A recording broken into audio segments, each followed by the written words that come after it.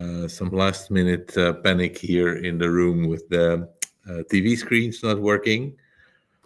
So we're kind of trying to fix that. Um, Yep, and we're live also on YouTube and LinkedIn. Welcome.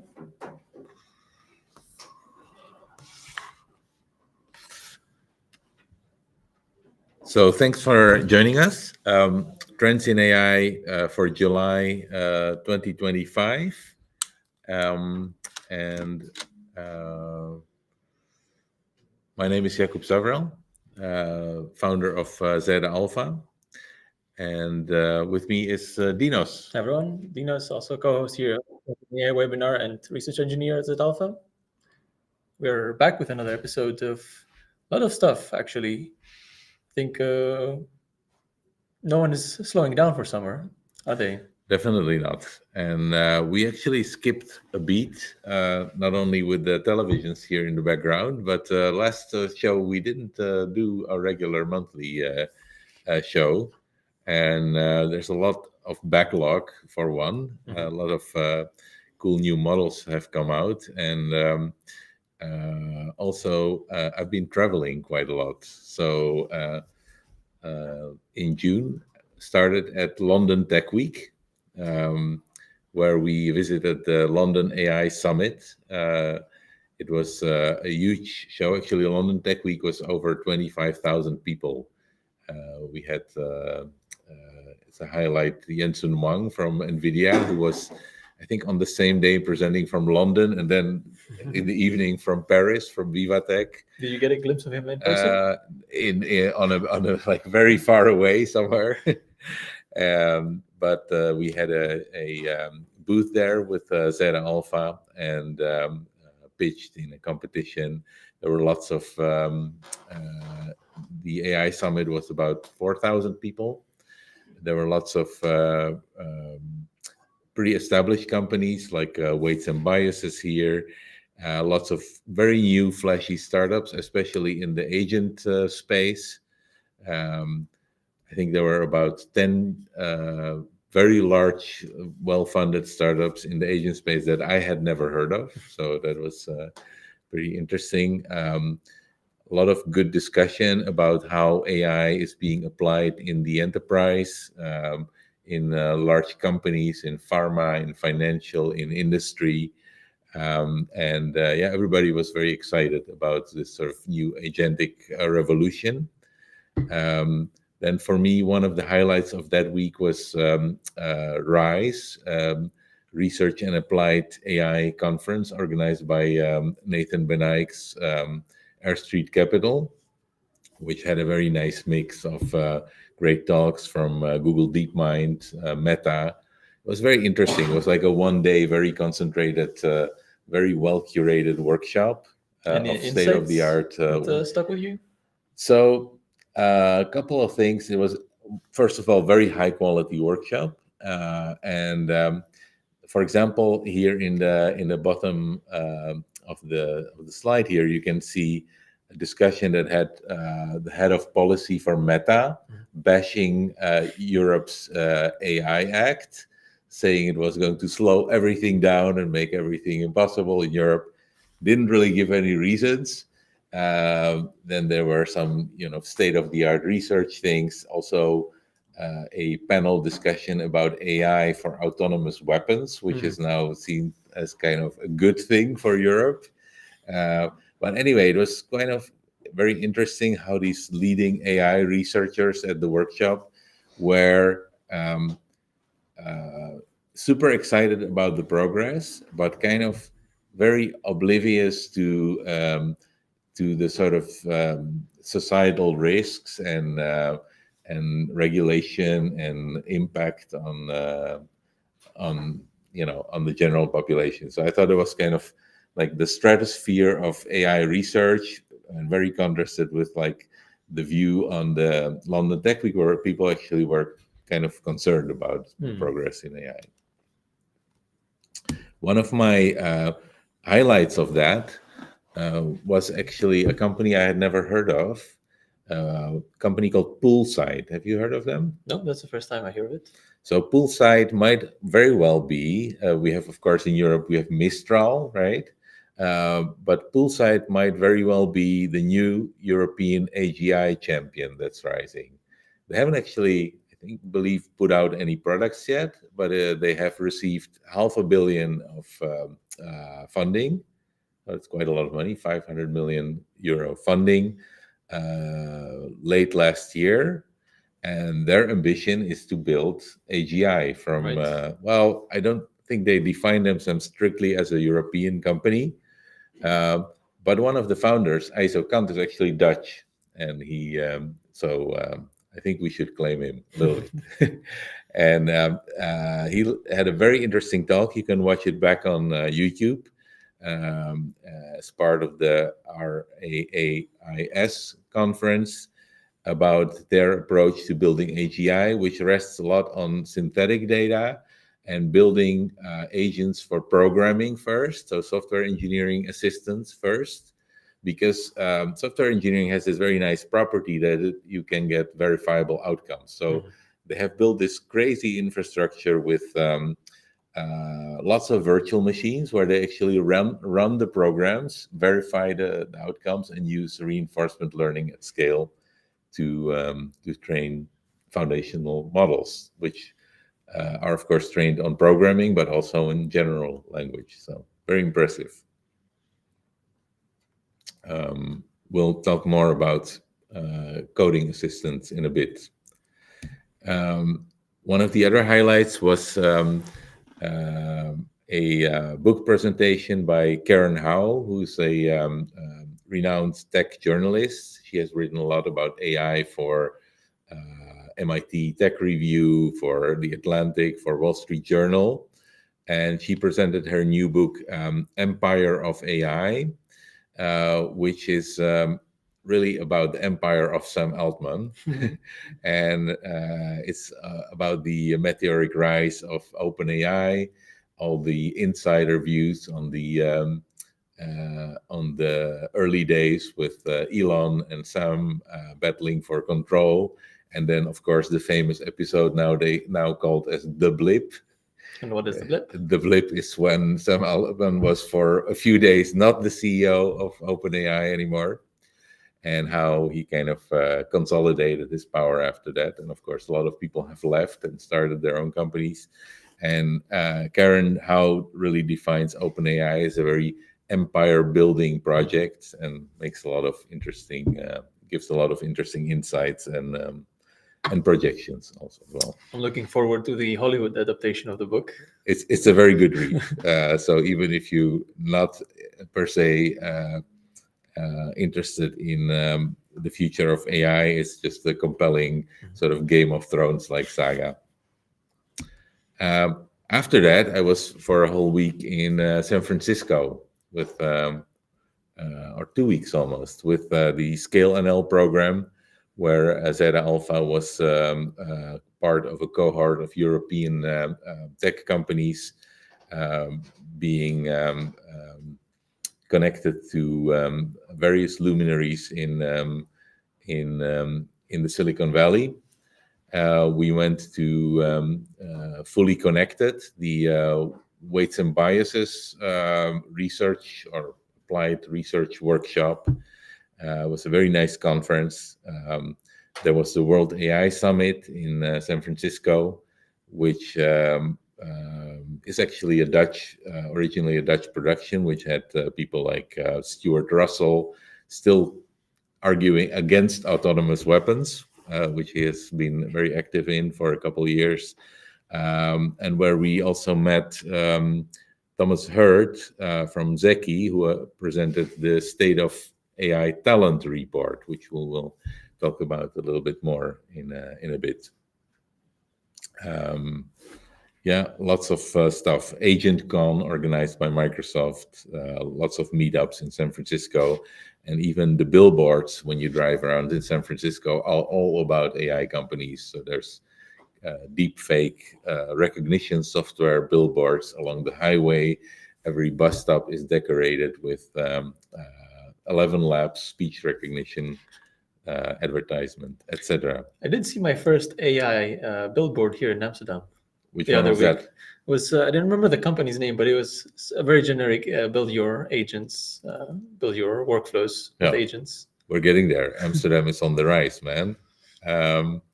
So let's dive into what happened since. Well, what happened very recently, actually, this week. Yeah, so we'll start kind of with the most breaking news, which is bigger upset, or many people saw it coming, others said it will not happen, but Grok 4 was released. Yes. So this is a model that has been long since coming. They were supposed to be 3.5, but they rebranded it as 4. And I guess the reason they did this was because it finally managed to beat a lot of competitive models on a bunch of benchmarks. So Grok 4 is a reasoning-only model. Grok 3, if I remember correctly, they had a non-reasoning and a reasoning variant. But with this one, they took what people speculate is Grok 3 base. So it's the same, or at least the same amount of compute. Others say it could have been the same base model and just applied 10x more post-training in terms of reinforcement learning with human feedback, verifiable rewards, and all kind of this modern stack of reinforcement learning Yeah, for so training. Grok 4 is the latest frontier model from XAI, right? Elon Musk company, which have been building up this Colossus supercomputer in Memphis, I think. And they've been just scaling out to hundreds of thousands of GPUs. So what's kind of your take on what Grok 4, the size of it, or how that supercompute was actually applied? Well, I'm not sure about the size, but people have been speculating that it cannot be like a new breakthrough in serving huge models based off of its pricing and its latency. It seems to be at the same price as Claude 4 Sonnet. So I feel like this is just a model that has been that the size, the scale of it has been tried out by OpenAI, Anthropic, and so on. So it's around 4.0 or Claude Sonnet size.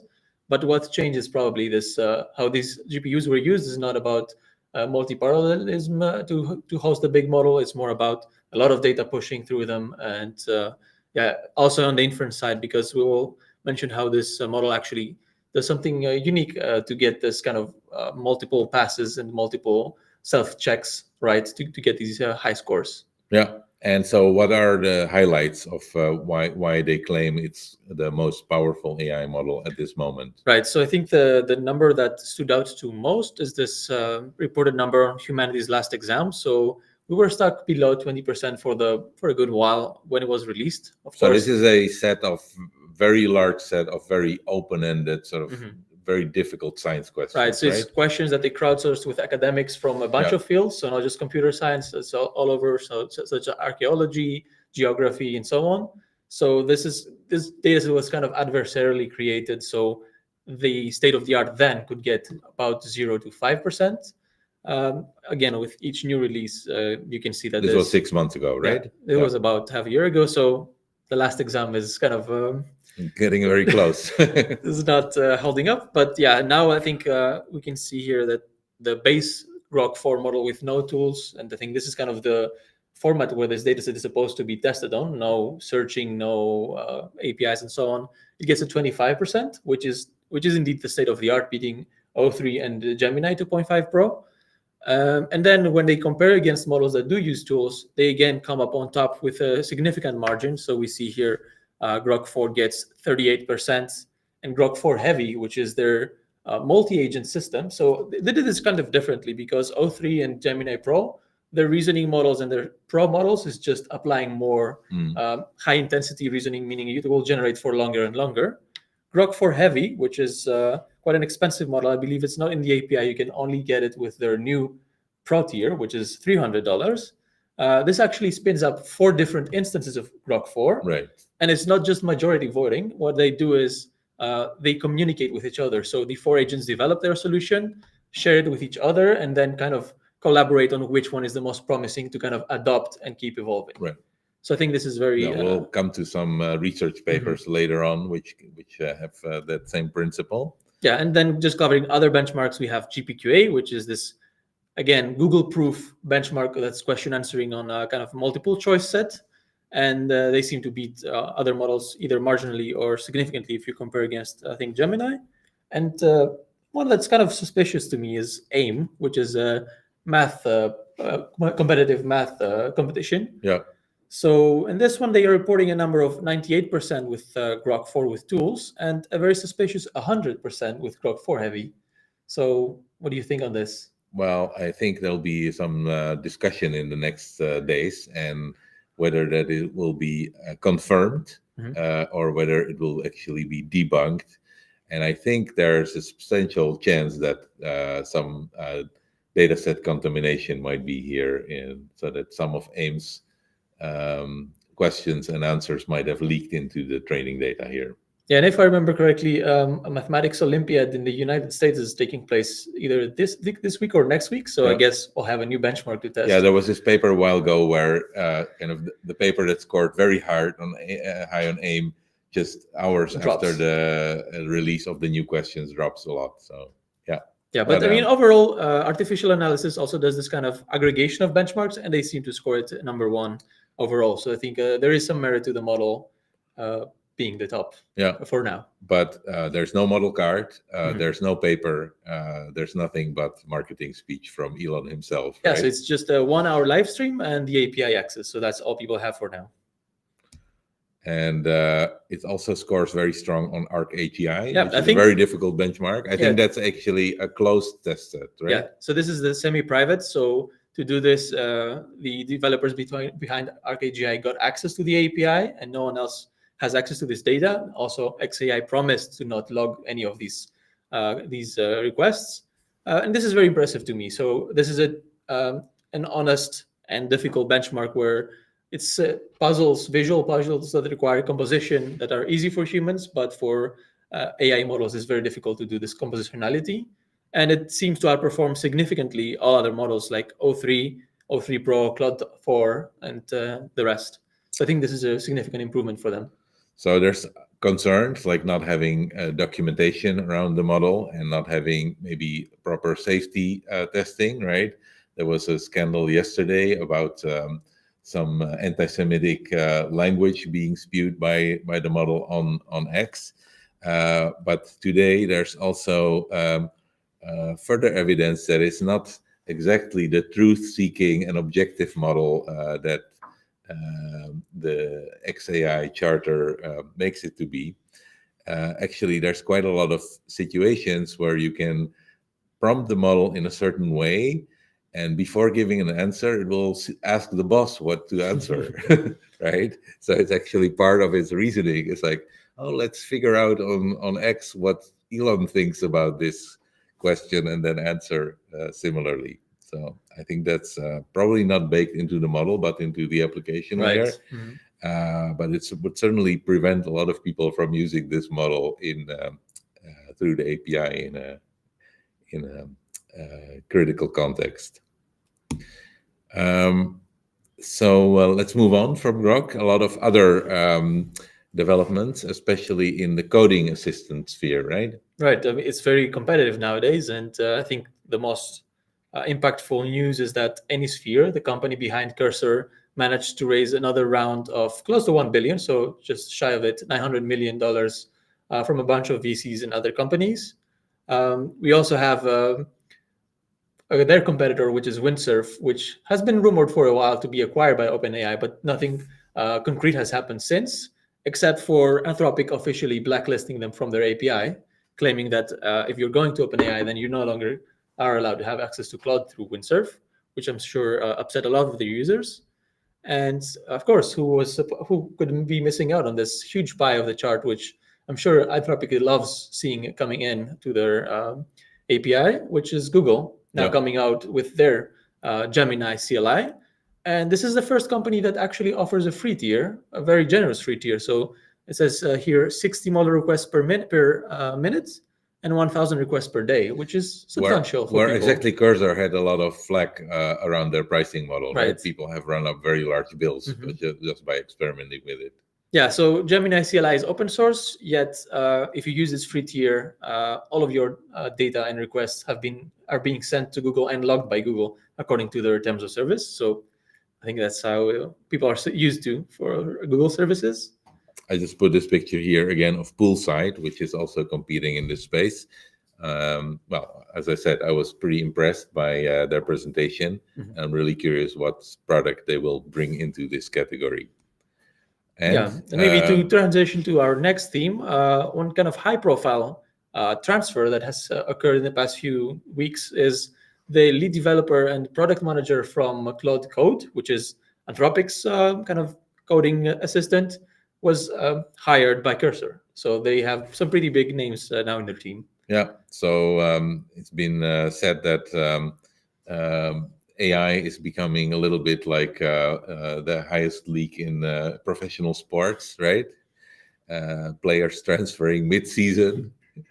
So we see a lot more of that.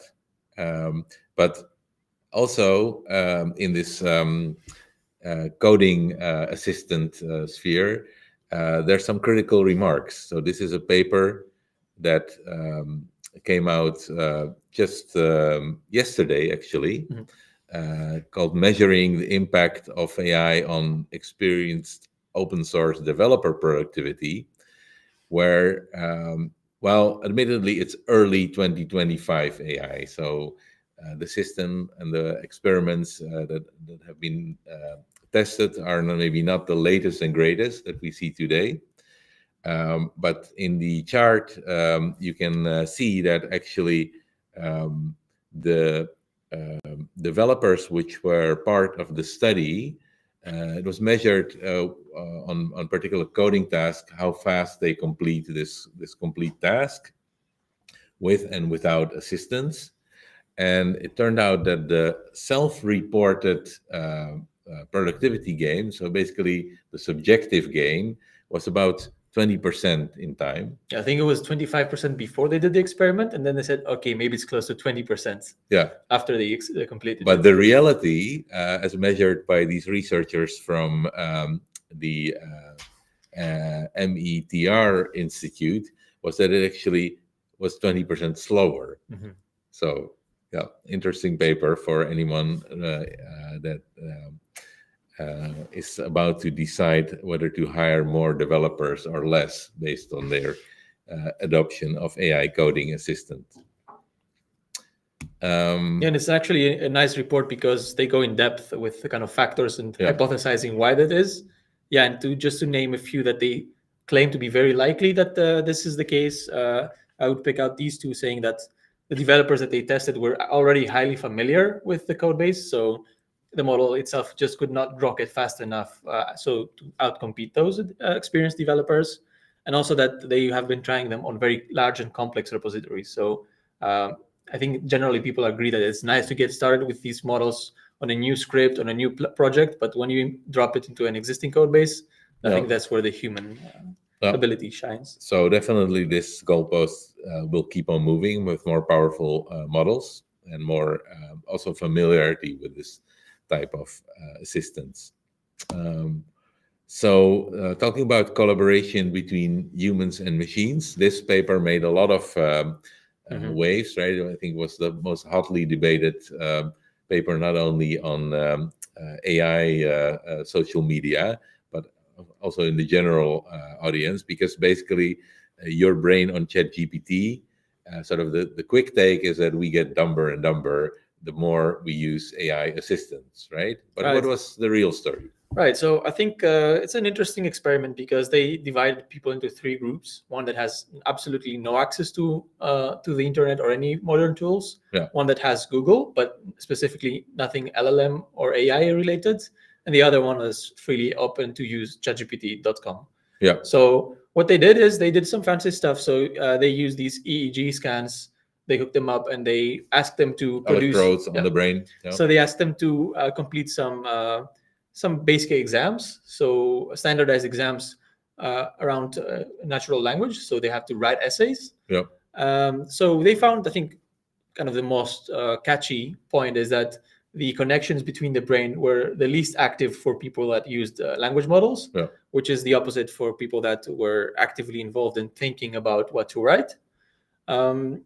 So yeah, and some things that are kind of expected, that all the people that use language models, their essays looked the most similar. There was less new words or feeling that they owned the content that they produced. Yeah. And yeah, I think this one of the strongest claims that they make is that when you rely on these models, you have actually some cognitive debt where you actually don't learn and retain what you write, which I think there is some truth to it. Yeah, that makes sense. But I think the criticism on this paper was that the tests that were done are also kind of obvious. Like if you didn't write the paper like with your own hands, then you don't remember as well what's in it. But it didn't actually sort of test the general impairment of cognitive capabilities, which was kind of the illusion that was made in the newspaper stories. Right, we get dumber when the more we use it, but it was really about the encoding in your brain of that particular essay. So. Yeah, but it's definitely a good read. A long read, 200 pages. It's well, it contains a lot of appendices, right? Yeah, it's a deep analysis. Yeah. So let's return to the AI as a professional sports arena. The comparison was, of course, made because Meta went on this massive hiring and buying spree. It started with Scale AI, right? They got a huge investment on Scale AI as a company, and as a result, they also got their CEO to form a new lab around him called Meta Superintelligence. Yeah. So Alexander Wang is not even 30 years old. He was this sort of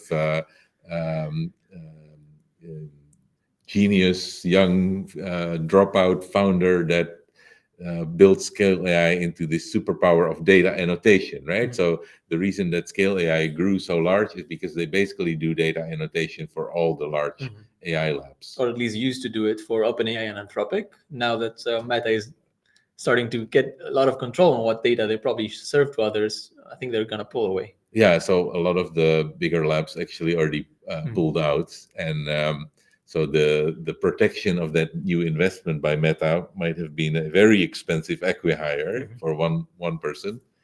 But they've basically continued and built this whole new Meta AI lab outside of the classical FAIR and Meta AI structures called Meta Superintelligence Lab. And reportedly, there's not been any real evidence presented, I think. They offered salaries above 100 million over a multi-year period to a number of stars from OpenAI. OpenAI, DeepMind, all over the place, and Anthropic. Yeah, and I think this reported number came from some Altman interview, so it could have also been some kind of pressure on his employees that if they did not offer you so much, maybe you should not consider them. Yeah, and they did. Mark Zuckerberg did hire the CEO of Ilya Sutskever's Safe Superintelligence. He actually tried to acqui-hire the entire group on the lab, but Ilya said, no, this is not what we want to do. Yeah. So he just lost his co-founder. And more recently, also hired one of the key members of Apple's AI group. So if you want to know more about this whole story, so in Zeta Alpha, the product that we make, you can do deep research on the AI literature and news. And here I asked it says, what are the team members Meta has recruited from OpenAI and elsewhere, the details and goals of the superintelligence team, and how does this address existing problems in their strategy? So I think actually that's the real reason behind this move from Meta is that Llama 4 didn't do so well, right? There was a lot of disappointment with the progress being made with Llama 4. And this is really Zuckerberg's kind of all-in attempt to fix that situation. So if you use Zeta Alpha, you can get the whole report, including all the names of the people who they managed to hire, like the Lucas Bayer and the OpenAI Zurich team in their entirety, and all the topics that are involved in that. So Yeah, with our deep research from Zeta Alpha, you basically get very comprehensive answers to questions. If you are not satisfied with this sort of quick generative AI answer, um, our agentic deep research system will make a plan, query your internal and external information resources, evaluate the search results, build an iterative summary, and continue on that until it converges to a complete uh, an answer. Um, so with that short commercial plug, we go to the other side of the AI talent, sort of the bigger landscape in the global AI community. So obviously, not everybody's being offered $100 million signing bonuses, but there is quite a lot of movement in AI. And this company that I stumbled upon in San Francisco, Zeki, just released this very nice open piece of research called "The State of AI Talent." And I was fortunate to interview Thomas Hurt, the founder of the company. So basically, they have a population of about 1 million people that they are following constantly, based on publications on trade publications, on news, and just social media. And we let me see if I really believe at Zeki that talent matters. actually get the audio We here. really believe at Zeki that talent matters. You can have as much compute and capital in the world, but if you don't attract the right talent, Maybe it's your your company audio or your wrong organization device. won't be able to kind of innovate successfully and quickly. And we have built a database of the top 800,000 individuals Sorry, let's restart that for the people here in the room. We really believe at Zeki that talent matters. You can have as much compute and capital in the world, but if you don't attract the right talent, your company or your organization won't be able to kind of innovate successfully and quickly. And we have built a database of the top 800,000 individuals working currently in AI, who we believe have a proven track record in innovation in the field. And we've taken that data set and drawn out from it the big macro trends that we see at a country, at a sectoral level, around where innovation is going, where the best people are going, and what that means for kind of innovation into the future. Yeah, so 1 million people is a lot of people to be tracking. So surprisingly, they also have been doing this for a while, right? Yeah, so because the data goes based on back that, quite a number of pretty interesting conclusions. Because the data goes back 15 let's years, we listen to can Thomas. look at kind of longer term trends.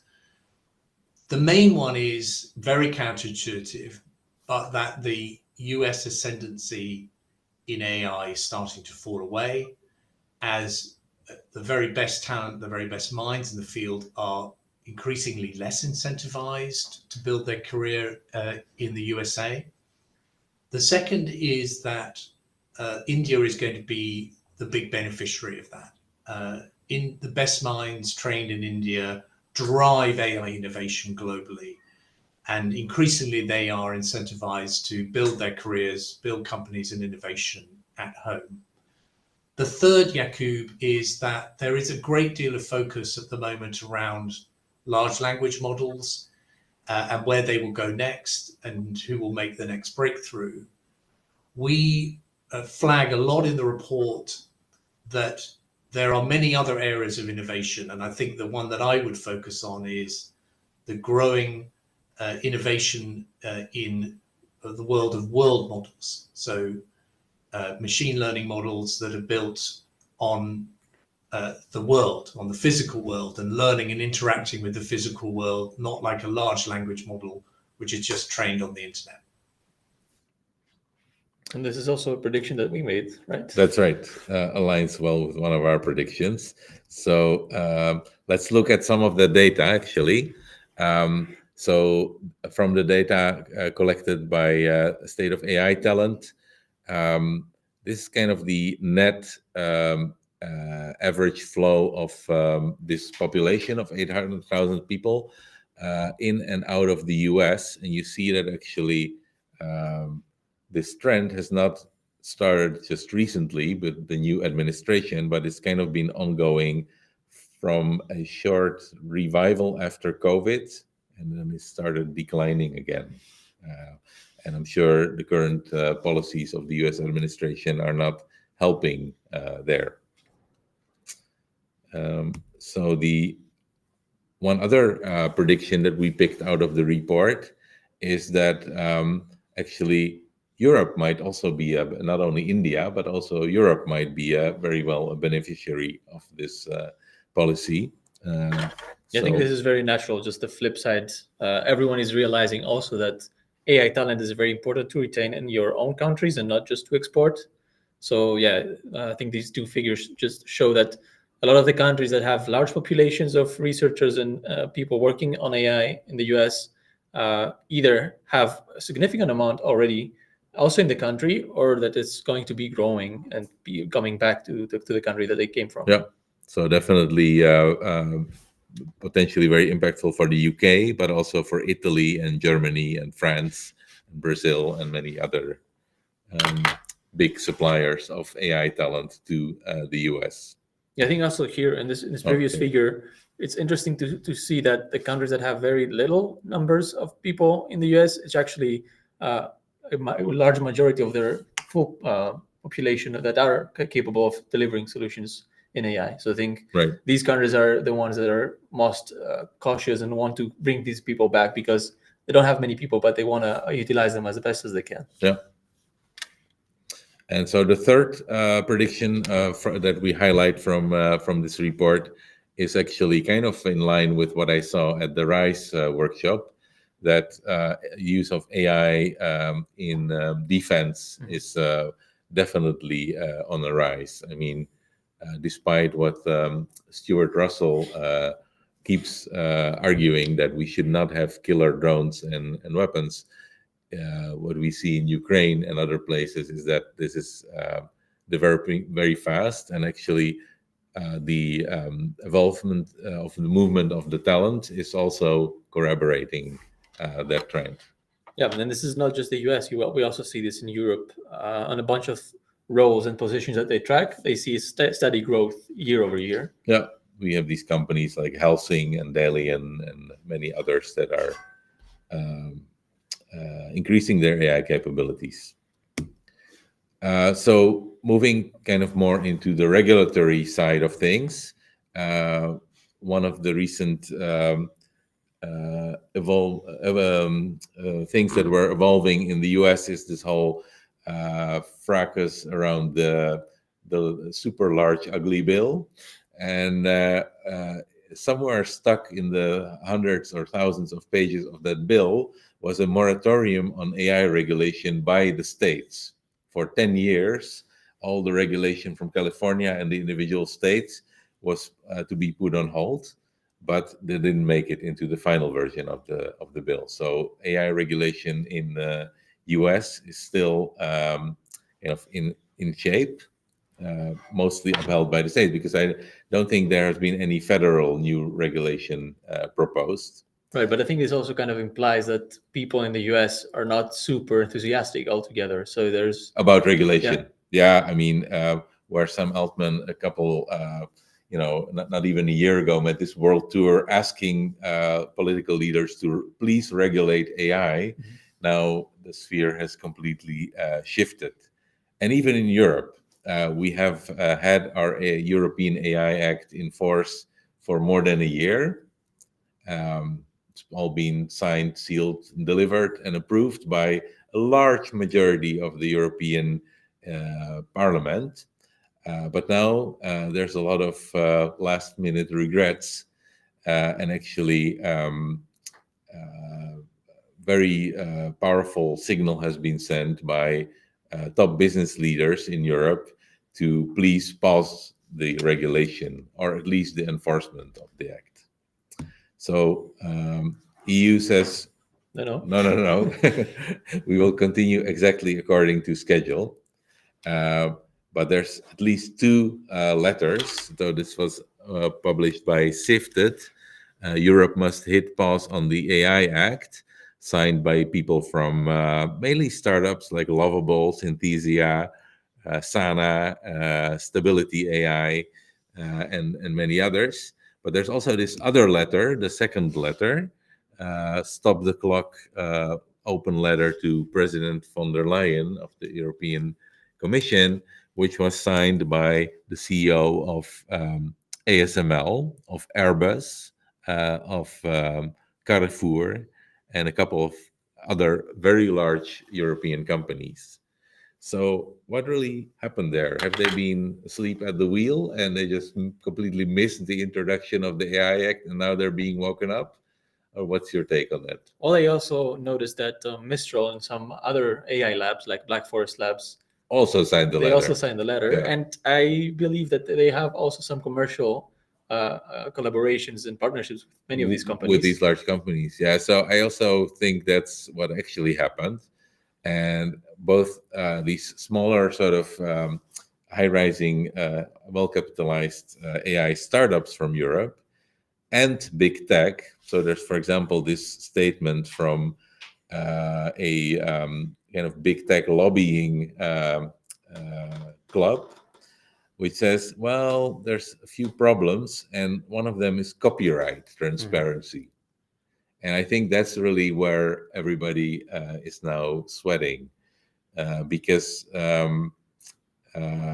there's been kind of, in the AI Act, there's not been a really strong directionality on copyright.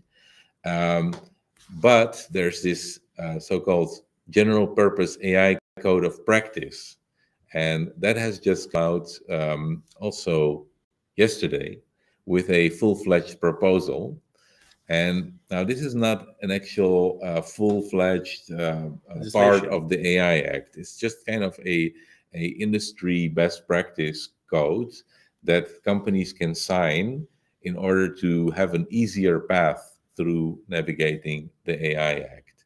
And if you look at this more closely, there's three parts to this general purpose AI code of practice.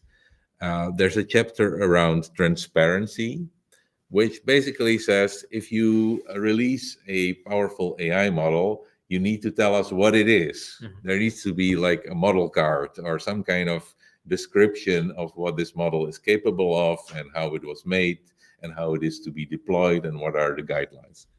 I think pretty much standard industry practice, right? Not for all, but yes, mostly. Nobody would be able to strongly object against that. Then for the very powerful models, there's the safety and security chapter. These are models are above the sort of 1 to the 26th flops of compute frontier. So that's basically, well, we're getting there, right? So that's kind of the most powerful models today. Everybody agrees that this could be potentially dangerous in usage for various reasons. So there needs to be like this red teaming and this safety testing and all of that. It's also not very controversial. Actually, Joshua Benjo is on the committee who wrote this draft. But there's this third chapter, which is about copyright, and that requires these companies to give full disclosure what training data they trained on and whether that's copyright proof. I think this is the thorn in the side, and this is why all these companies have started screaming like crazy to stop this act. Yeah, I was also reading a rumor that the reason Llama 4 was not as good is because they did exclude some of this copyrighted material. Yeah, which they illegally obtained and trained on. Yeah, so I think this is a big sticking point here. And yeah, you could say, just get with the program. This is a law, and you need to comply. On the defense of the tech side, I do think that if a code of practice is to be effective per the 1st of August. It's a little late to actually publish it on 10th of July, right? So, but it's not an obligation to sign it. They can also just proceed. So personally, I'm a big fan of the European AI Act. I think it's a very sensible piece of regulation, and not regulating AI at all is indeed a risky path. So we kind of dove in and looked at this METR Institute, which has a very nice documentation of all the company safety policies, and you can judge for yourself whether they are compliant with this regulation. I actually just want to briefly switch to that. And let's look at XAI. How the situation is with Grok.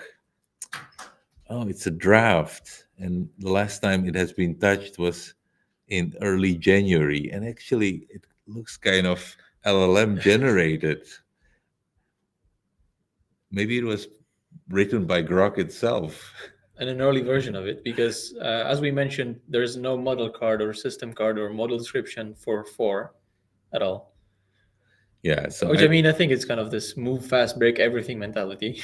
Yeah, so I don't think this is a very good way to comply with the European AI Act. I actually don't think it's a very good way to have safety policies around powerful AI models that you claim to be the most powerful in the world.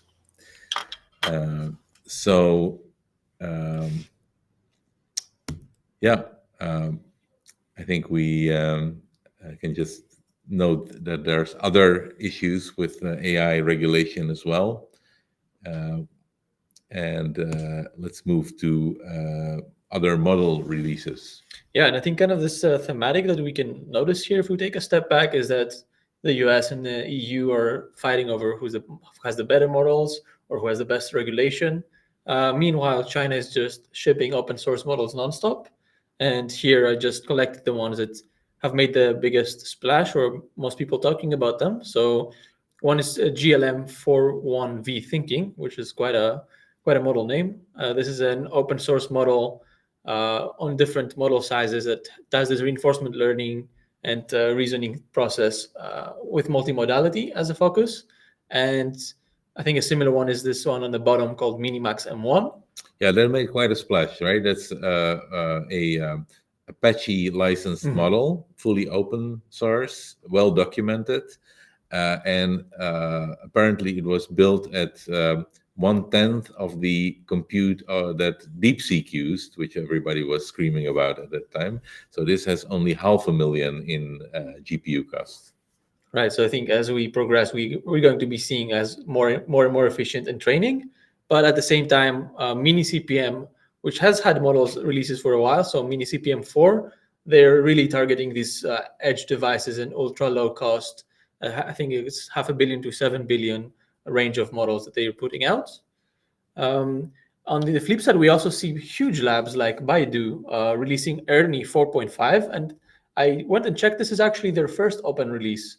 It's an open model? It's the first open source model, at least it's available on Hugging Face on a bunch of model weights, sizes. And yes, it's 4.5. I think it performs pretty competitively. And I think they catch the trend that open source is how to get noticed and people to adopt your product. Also, we have Tencent poaching the entire team of internal M from Microsoft, which they had this kind of controversy, I think a year ago. They tried to release models, but Microsoft said, maybe you're taking away too much of our product, so don't release anything anymore. So this Chinese lab actually just left Microsoft Asia, went to Tencent, and now they release a pretty good 13 billion mixture of experts model. And maybe more to our waters, Qwen has been a very good model, a language model traditionally, but they also released their embedding series of functions on top of these language models, which scores very high on the MTAP benchmark. Maybe we'll have some time to talk about it with more detail. And there is rumor that OpenAI is going to counter, right, with the open model coming soon. Yeah, so they've been kind of doing a tour of the world, showing it to developers and asking for feedback. And if we are to trust their timelines, I think it should be dropping in the next weeks. No, really curious where that will land. So let's spend the last few minutes of the webinar on some research on papers. Which one do you want to pick? I don't think we can cover all of them. Right. So this one I think is just nice to mention because we have been kind of teasing this also for a while, that this self-play and self-adaptation is going to be very popular. So these researchers from MIT did just that. So it's just a language model seeing its outputs or the training data and trying to think itself, how can it best use the data? Do I need to augment it, paraphrase it, do some other things like create future examples? Yeah. So they just show that doing this actually helps. Yeah, so it's mainly around generating synthetic training data. This is a development which we've seen with Grok, increased reliance on reinforcement learning, even during the pre-training phase. The pre-training phase. Right. So what they do here is quite smart, actually. They just generate chains of thought to produce this next token. So in pre-training, what you do is you have long pieces of text, and you just need to predict the final word in that sentence. So you're really it's still in the phase where you're trying to learn, decrease the perplexity of the pure language model, right? Right. So here, what they say, okay, what if the reward for a reinforcement learning setup is actually getting this next word right through a chain of thought process? And if your reasoning is correct and you get that the word right, then you get the signal of the positive reward. Otherwise, you're penalized. So they do find that, it's not just that it works, it's just that scaling the compute that you put into this process actually helps, which we can see on the figure on the bottom. Yeah. So it's mainly about efficient use of training data in that sense, right?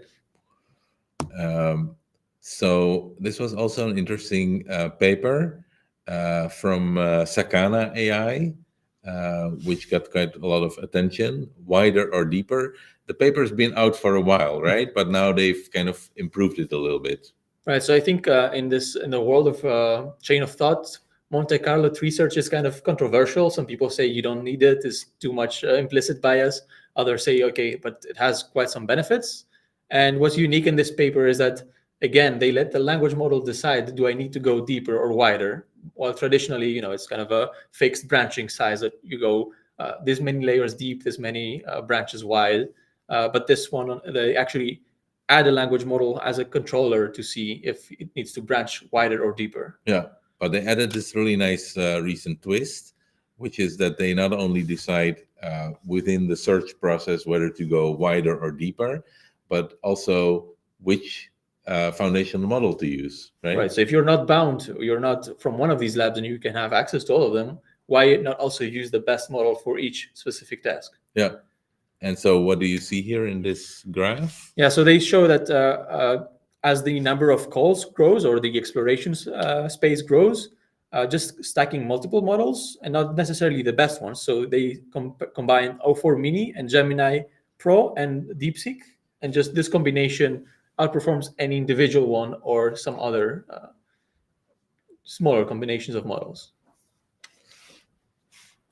All right, so I think this is also a little bit older paper, the Darwin-Gödel machine, but very noteworthy.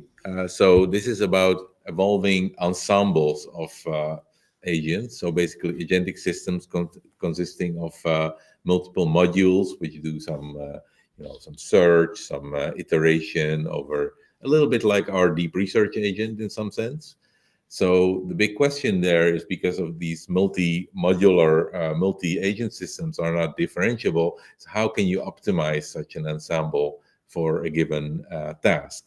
So in this paper, there's a really nice application to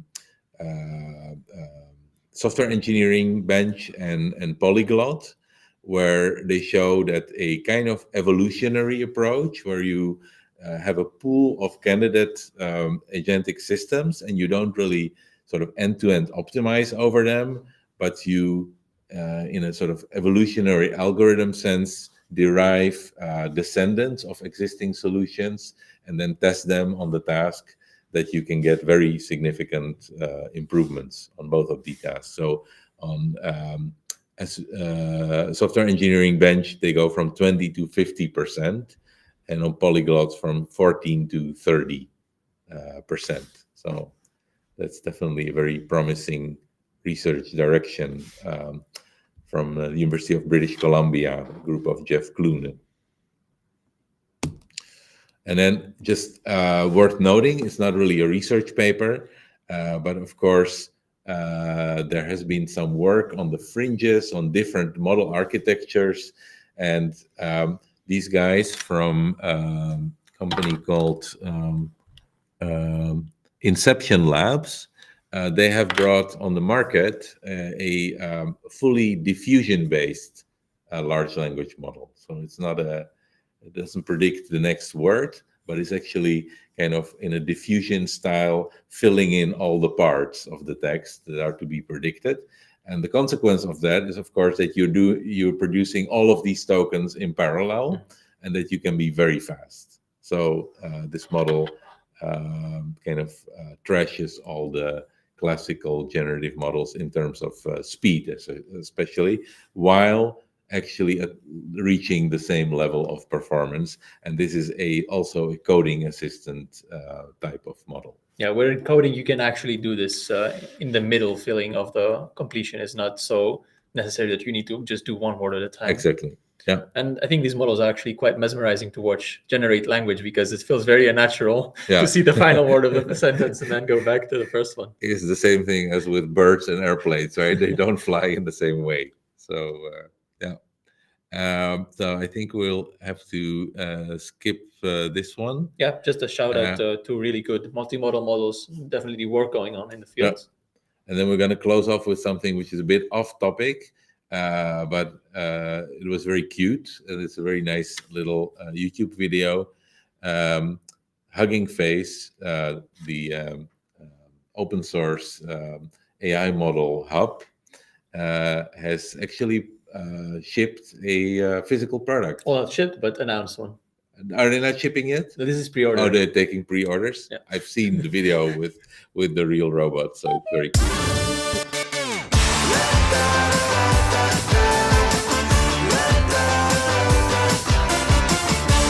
Kind of more like a toy, right?